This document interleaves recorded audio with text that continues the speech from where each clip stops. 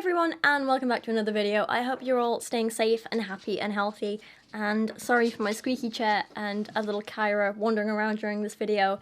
She's little grumps, aren't you? You want to go out? You want to have a proper run around for more than 5 minutes, don't you? I'm sorry, Bean. Love you. Today I thought we could all use a little bit of a giggle, something light-hearted and not very serious. And so we're going to be taking another look at, sorry, squeaky chair again. We're going to be taking another look at Lele Pons' book, Surviving High School, because it's a bad book, let's be honest, but there's not anything, like, wrong with it. It's not too harmful, it's not anything too serious. I thought we could all use a little bit of a giggle. Alright, so in the last video, if you haven't seen it, it's okay, I'm gonna catch you up. We'd only got 2 chapters in, right, and we'd already experienced lazy writing with literal bullet points, Lele's character, also called Lele, being super cringy, rude, disrespectful to pretty much everyone around her, her parents, teachers, other students. Lele fell over and spilled things down her a lot because she thinks that is the only way to be funny, apparently. That is like, you know, one-tone humour, that's about it. We also saw her crush telling her how she's totally not like the other girls, and then he took his shirt off and peed in front of her in the street. Lele also started using Vine. All in the first 2 chapters. Wonderful. Let's jump into chapter 3 and dissect this masterpiece. So, chapter 3 starts with, Day 3, and I'm already a Miami High master. I've met a boy, and I have a lay-low plan ready to be put into play. Dress inconspicuously, blend in, avoid it at Emparo, stay quiet in class, slip off campus for lunch, and always watch where I'm walking. Easy enough. In other words, I've conquered one of the biggest feats of all time, surviving high school. Oh good, that means we can end the book here, right? Right? Please? Can we just end it here? Is that okay? Just please don't make me read more. She goes on to brag about her perfect man, her crush, Alexi. In English class, Alexi passed me a note that reads, "Hey cutie," with a winky face, all capital letters, of course. He could have just sent me a text, but he's the old-fashioned type. Swoon, double swoon. I'm telling you, I was on top of the world. I'm still not sure if this is meant as satire, like this whole book. This can't be serious, right? Can it? Is it? I mean, I don't know, maybe I'm just like naive and down with the kids, but I thought being the old-fashioned type meant that, you know, he insisted on paying for dates, or he pulled your chair out at the dinner table, or he spent hours bartering with your dad over how many goats he was going to pay to marry you. Not he actually knows how to use a pen and paper. But maybe that's just me. At this point, we are barely into the book. It's chapter 3, and it is already becoming repetitive and boring, which I'm sure you've kind of noticed if you watched the first video. A lot of you guys couldn't believe how short a section of the book we'd looked at because there was so much like repetition of certain things, and it did get boring. And that's exactly what we see in these next couple of chapters, even just chapter 3, you know? Air freshener again. There are only so many times you can read a vapid description of a girl falling over, followed by some of like the most cliched and overused similes before you just want to tear your hair out, you want to tear the pages out of the book, or if you're reading it as an ebook like I am, you literally want to smash the screen, and then you're like, no, I spent good money on this e-reader, and then you're like, oh, but also it's really bad book. It's a moral dilemma. Oh, passages like this, they just get so boring. Because my head is held so high, in the clouds like a total moron, I'm not looking where I should be, i.e. at the floor. My foot gets caught on a chair leg and I go flying. I mean, literally, I'm in the air, soaring headfirst into a nearby desk. It's okay, Lele, I tell myself, collecting my books, which have scattered uncontrollably like marbles everywhere. Seriously, head in the clouds, literally in the air soaring, scattered like marbles. It reads like something from a 10-year-old's creative writing class when they've just been introduced to the concept of similes and metaphors and descriptions in general. I remember we did a class once on like idioms, and everyone was like putting things like "it's raining cats and dogs" in their little like short 1-paragraph stories and stuff, and this is what that reminds me of, you know, kids who've just been told what an idiom or a simile or whatever is, and they're like, ooh, let me put all of the ones I know into my writing all at once. So unoriginal. Then in the story, Lele gets embarrassed because the girl she describes as a pretty girl but from what I can tell is an outcast too. She has dark, smooth skin and a smart-looking smile. So this girl has seen her fall over and literally just didn't react at all. But Lele's embarrassed anyway because apparently that's her only character trait. So next up we get a callback to her complaints in the last chapter about food and people mispronouncing her name. Basically she had a whole thing about how no one says my name right and food in the cafeteria is so terrible. Seriously, it was in a bullet point. And we get a callback to that as she sits down next to her crush, Alexei, in the cafeteria. She describes him as Alexei, aka Bay, aka Sex God. And she gets all giggly because, and I quote, "He says my name more perfectly than perfect. Never has a name sounded so magical." Honestly, it's good to know Lele has such high standards for men. It does make me respect her a hell of a lot, and I kind of do feel I can learn something here because maybe this is where I've been going wrong over the last year. You know, I've been out here looking for a man who, you know, makes me feel comfortable, is kind, can make me laugh. It's just an all-round good guy who's fun to be with. When really what I should have been looking for, according to Lele here, is a man who can pronounce my name more perfectly than perfect, and who occasionally takes his shirt off in the street and pees behind a tree. My god, a dog! I've been looking for a dog! No, they can't speak. Damn it. Well, I'm stumped. So then she sits down next to him, and because she's trying super hard to impress him and doesn't just think, oh, maybe I'll just be myself and see if we're right for each other, she thinks she has to put on this act or whatever. She says she tries to impress him by attempting to muster a genuine smile. She could just, you know, actually smile? And then she manages to spill spaghetti all down herself, and literally this is the third clumsy thing she's done in 2 pages. It's not funny or interesting at this point, it's boring, it's repetitive. It doesn't make her seem quirky or cute, it's just cringy. And she reacts to this in the most inappropriate way, right? So you think, someone spills food down themselves in public. I've done it before, I'm sure most of you have done it before. It's a thing that happens. It's annoying, it's bad. You know, maybe you'll be like, ah, crap, or you might swear a bit, or you might try and laugh it off. You might cover it up. You might be like, oh. I don't know, maybe if you're having a really bad day, you'll go off and sulk for a bit by yourself and just like, I just need some space, you know? And go have a cry in the bathrooms. Maybe that's just me. Lele doesn't do any of this. So, what is the appropriate reaction? To Lele, it's to scream at the top of your lungs and make sure everyone in the cafeteria knows what's happened. Therefore, drawing more attention to yourself and getting to play the victim. I don't have a comment for this. It's just kind of pathetic. And then, because this is a children's book, she decides to swear a hell of a lot, but it's okay, it's still family friendly because she put asterisks in there, see? Family friendly. Also, I'm a little bit confused about how she thinks the F word is spelt, because 2 asterisks? Does she think it's spelt like F-O-O-C-K?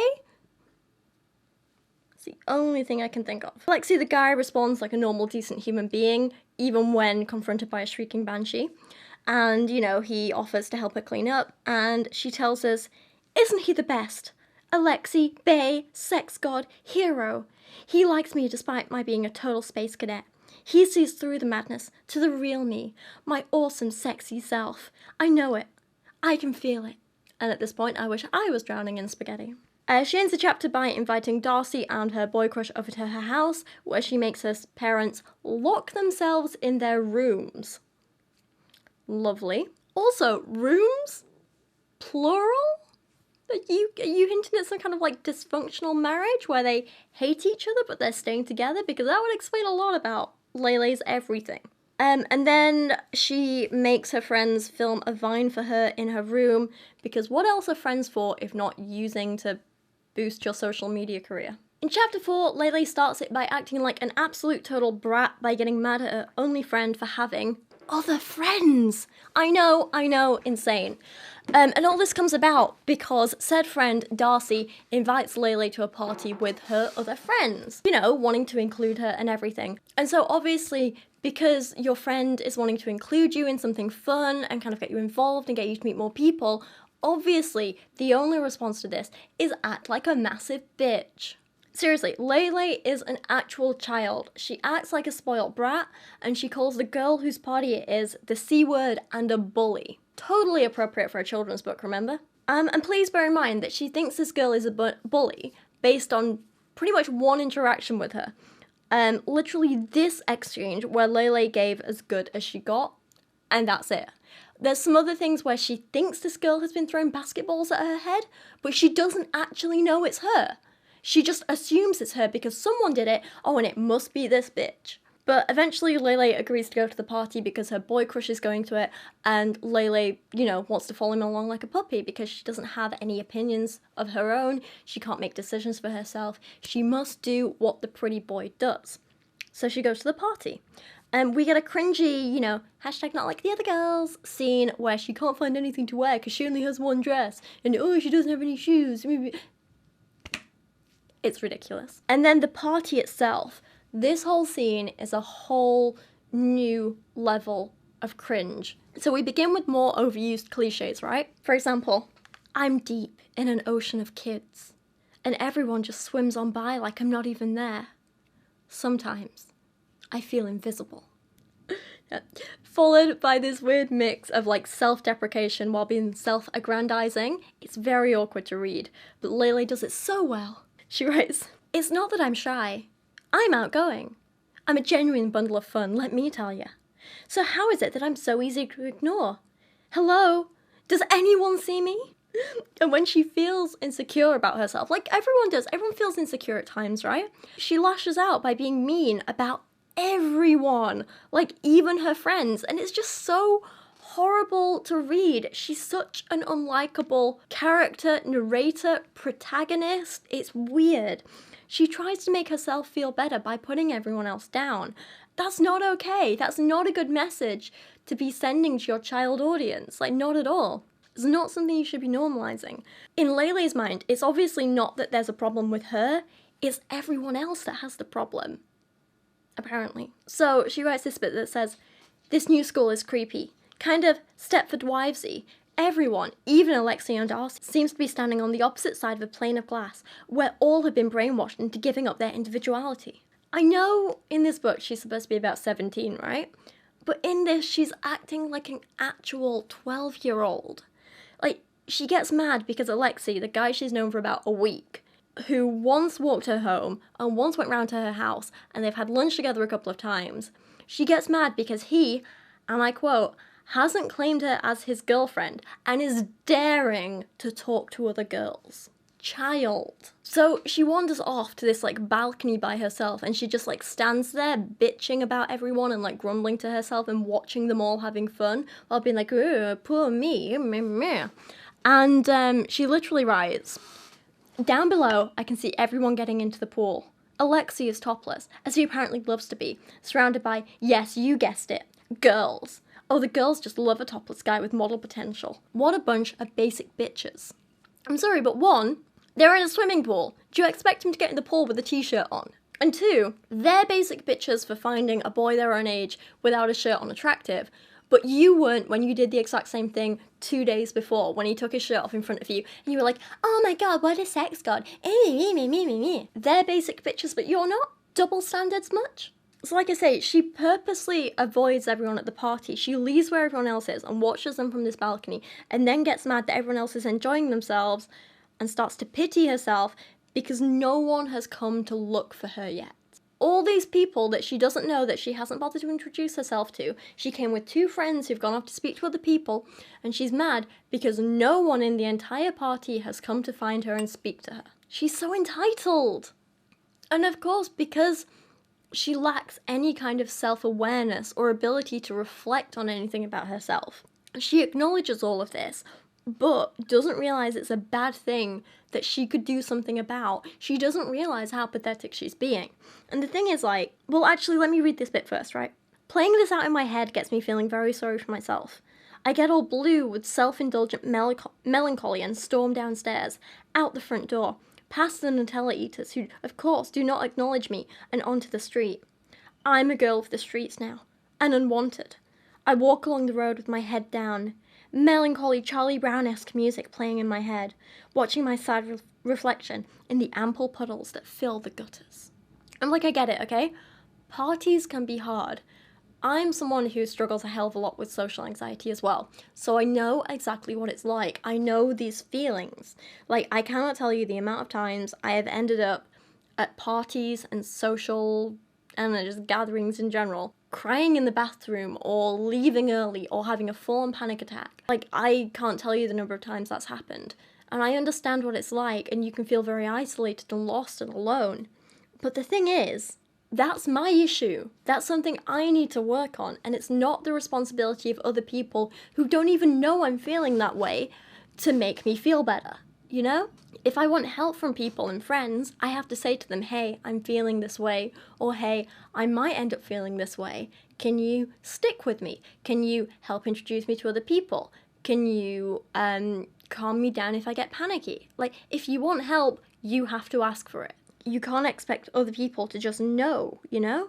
You can't expect to turn up to a party and just have everyone flock to you because they all think you're so wonderful and special straight away. And the thing is with Lele in this scene, she made no effort to talk to anyone at all, either at this party or at school beforehand, nothing.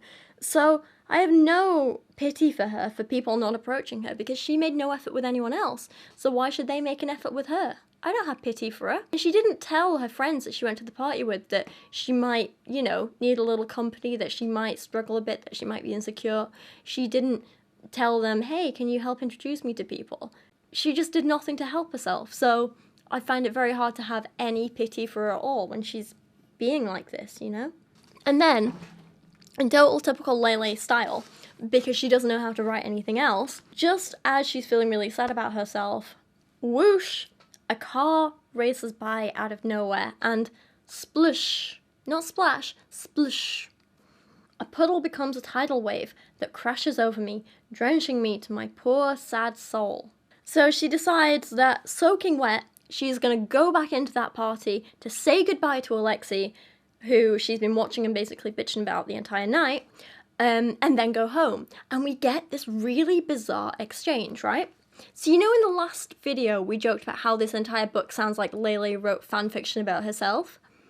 This is exactly how this next part sounds, only most fanfiction is written far better than this. The dialogue is stunted and awkward, it doesn't feel natural, it doesn't feel real. I don't think she's thought of any character's motivations beyond what she thinks they think of her, if that makes sense. So I think that's why so much of this just comes across as so bizarre. It's, God, right, okay, just listen to this, okay? I decide I should at least say goodbye before leaving the party from hell and go back inside. Alexi, I say sweetly through gritted teeth. I'm leaving now. Goodbye. Lele, wait, where have you been? And what happened to you? I've been looking everywhere. I got splashed by a car, I say, smoothing out my dress that is now wrinkled and sticking to my thighs. But it's not a big deal. I will be fine. Thank you, and good day, sir. Lele, why are you being weird? Am I being weird? Am I? Well, yes, you are. Poor guy, I can be quite a handful. Ew, Yvette Amparo shrieks. Lele looks like a sewer rat. Yes, I say. I got splashed. I don't look cute. Whatever, Yvette. What's your problem with me? My problem with you is that you're a freak and you don't belong here. I don't like when girls like you come around thinking you're special and can be whoever you want to be. But I can be whoever I want to be. That doesn't mean I'm special. That means I'm human. Anyone can be whoever they want to be, and it's just not everyone realizes it. Sounds exactly like what a freak would say, Yvette laughs, and some of her minions laugh quietly along until she stares them down. She's not a freak, Alexi says. She's cool. And so what if she's a little weird? That's what makes her so incredible. Yeah, I say. What he said. Come on, Lele. Let's get you dry. Alexi grabs his jacket and drapes it over my shoulders while Darcy ushers us out, shooting at Yvette dirty looks as we go. The gate slams behind us, and I can hear Becca Cartwright saying, "Okay, people, show's over." On the Uber ride home, Darcy turns to me and says, you do kind of look like a sewer rat. And the three of us burst out laughing. Darcy has to pee the whole ride home, so when the car drops us off back at my house, she darts inside, leaving Alexi and me alone at the front door. Hey, thanks for standing up for me, I say. That was very gentlemanly. I just couldn't stand her talking to you like that. I mean, who does she think she is anyway? I know, right? You have a great attitude, though, he says. I admire your positivity. I like it. I mean... And then it happens, the moment I've been waiting for all my life. He kisses me. No, he doesn't. I thought he was going to, but instead he says, I like you. I like you a lot, Lele. And then chapter 5 starts with Lele just being like mean, and it's so bizarre to me, right? like, I get it, when you're describing a place, like she is in this scene here, you want to describe the good and the bad. You want to make it seem real. You want to capture all those little things that make it unique, you know?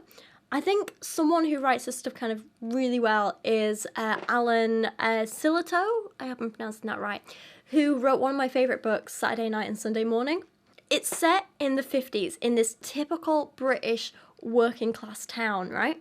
And it's full of these incredible settings, like, you know, the working men's clubs, and he works in a factory, and, you know, the old kind of crumbling terraced houses and stuff like that. And, you know, there are characters who are far from perfect, but who seem so real and well developed. The main character, Arthur himself, is an absolute nightmare. He's a terrible person. Like, a lot of the time, he drinks too much, he gets violent, he's having affairs with several married women. It's pretty bad. You know, a lot of the settings are kind of grim or run down or kind of grubby, but that doesn't make the book bad to read. That makes it feel real and well developed. When the settings are described, even the bad parts of them, you never get the impression that the characters resent it, you know? You just feel like they're just showing you what it's really like, and that they're like, oh yeah, part of my life. They accept it, and I kind of like that. So I'm gonna grab that book I was talking about, Saturday Night and Sunday Morning, and I'm gonna read you a little passage about Arthur going into work, and it's like the first time we see him going into work in the factory. And I want you to compare how he writes about that and the benefits and the flaws to the paragraph we're going to read about Lele in a minute, where she writes about Miami. Alright, so let me grab that book for you. Arthur walked into a huge corridor, searching an inside pocket for his clock and in card, and noticing, as on every morning since he was 15, except for a 2-year break in the army, the factory smelt of oil suds, machinery, and shaved steel that surrounded you with an air in which pimples grew and prospered on your face and shoulders that would have turned you into one big pimple if you did not spend half an hour over the scullery sink every night getting rid of the biggest bastards. What a life, he thought. Hard work and good wages, and a smell all day that turns your guts. The bright Monday morning ring of the clocking in machine made a jarring noise, different from the tune that played inside Arthur. It was dead on 7:30.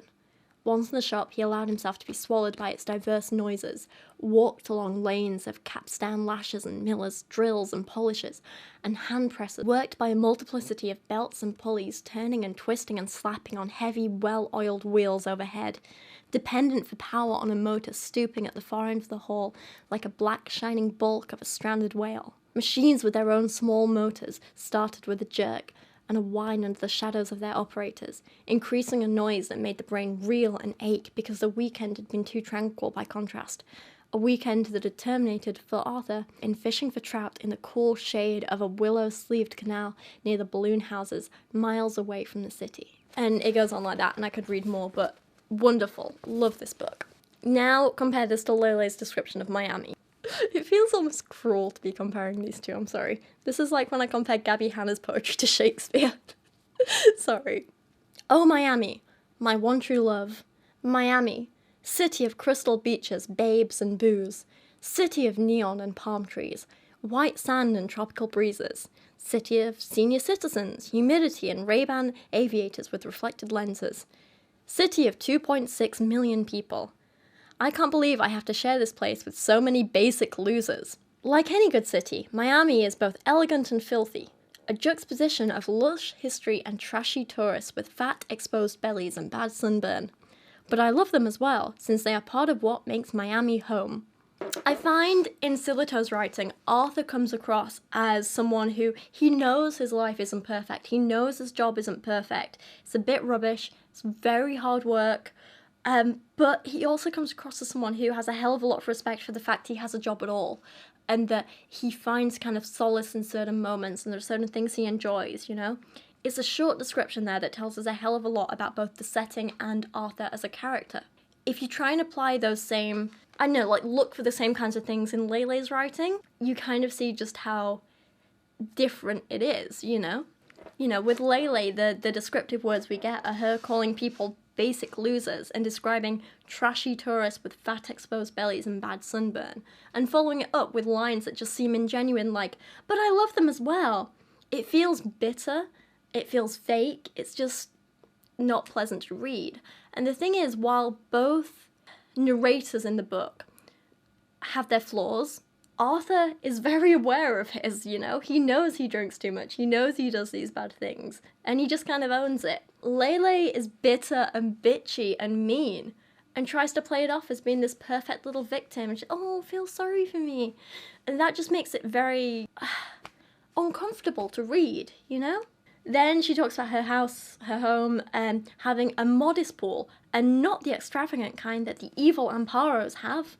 She's aware that her dad has a fear of alligators, but she chooses not to tell him about the ones in their back garden because she'd rather laugh at him. Yep, lovely.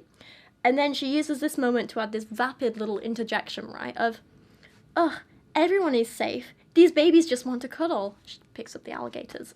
I hold one up to my face and nuzzle it. It's like a baby alligator, right? Okay, it's not like a big boy. I must look so cool holding them like they're my own children. I'm like Daenerys Targaryen, but with alligators instead of dragons.